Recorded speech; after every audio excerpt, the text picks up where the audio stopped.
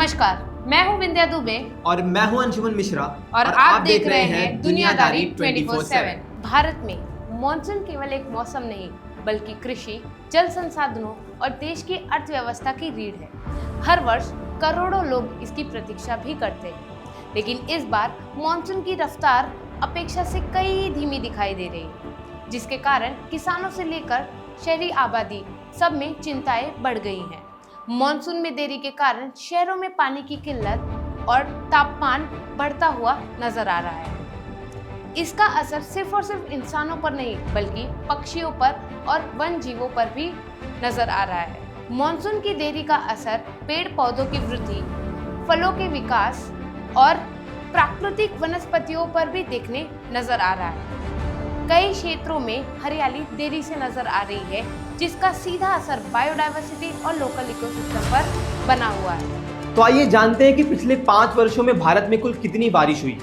तो साल 2025 में लगभग सामान्य मानसून यानी 102 से 103% रहा है। वहीं महाराष्ट्र में अच्छी बारिश हुई, उत्तर प्रदेश में बारिश सामान्य रही, जबकि बिहार में जुलाई के दौरान कई जिलों में वर्षा की कमी दर्ज की गई। वहीं साल 2024 में मानसून 108% एलपीए तक रहा है, यानी 950 mm के साथ सामान्य से अधिक रहा। महाराष्ट्र में अत्यधिक वर्षा हुई और कई बांध जल्दी भर गए। वहीं उत्तर प्रदेश में भी सामान्य से अधिक वर्षा दर्ज की गई, जबकि बिहार में बाढ़ और जल भराव की घटनाएं देखने को मिली। वहीं साल 2023 की बात करें तो मानसून 94% एलपीए तक दर्ज किया गया, यानी 820 mm, जो सामान्य से कम था। महाराष्ट्र के मराठवाड़ा क्षेत्र में वर्षा की कमी रही। उत्तर प्रदेश के पूर्वी हिस्सों में भी बारिश की काफी ज्यादा कमी देखने को मिली। वहीं बिहार में एल नीनो के प्रभाव में कई जिलों में बारिश बहुत ज्यादा घट गई थी। अब साल 2022 में यही मानसून 106% यानी 924 mm के साथ सामान्य से अधिक रहा, जिससे महाराष्ट्र के कई क्षेत्रों में बाढ़ की स्थिति बन गई। उत्तर प्रदेश में वर्षा सामान्य रही, जबकि बिहार में वर्षा का वितरण असमान रहा है। अब साल 2021 की बात करें तो मानसून 101% एलपीए यानी 880 mm दर्ज किया गया, जो लगभग सामान्य था। वहीं महाराष्ट्र में सामान्य से अधिक वर्षा हुई, उत्तर प्रदेश में बारिश सामान्य रही, जबकि बिहार के कुछ जिलों में वर्षा की कमी दर्ज की गई। इन आंकड़ों से एक बात स्पष्ट होती है, मॉनसून अब पहले की तुलना से अधिक अनिश्चित और असमान होता जा रहा है।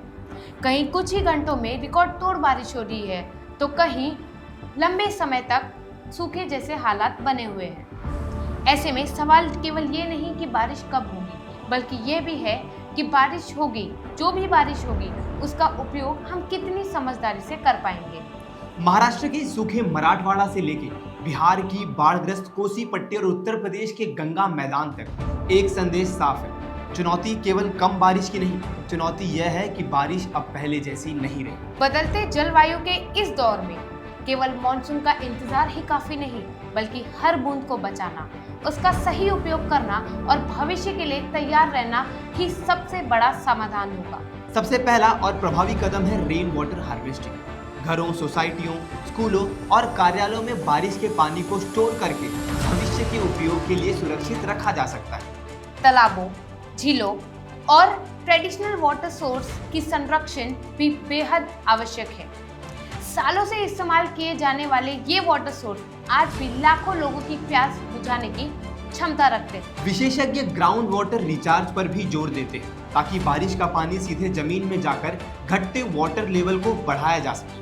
ग्रामीण क्षेत्रों में छोटे चेक डैम, वाटर स्ट्रक्चर का निर्माण बारिश के पानी को रोकने के लिए और स्थानीय जल अवेलेबिलिटी को बढ़ाने के लिए एक महत्वपूर्ण भूमिका निभा सकते हैं। वहीं शहरों में स्मार्ट और टिकाऊ जल प्रबंधन को प्राथमिकता देना होगा। पानी की बर्बादी को रोकना, वाटर रिसाइकलिंग को बढ़ावा देना और साथ ही साथ रेन वाटर हार्वेस्टिंग को अनिवार्य करना, ये समय के साथ बहुत जरूरी होता जा रहा है। क्योंकि बदलते मौसम और बदलते मॉनसून के इस दौर में पानी की हर बूंद की कीमत बढ़ चुकी है और भविष्य उन्हीं का सुरक्षित होगा जो आज से ही जल संरक्षण को अपनी प्राथमिकता बनाएं। इसी संदेश के साथ मैं हूं विंध्या दुबे और मैं अंशुमन मिश्रा और आप देखते रहिए दुनियादारी 24/7। नमस्कार।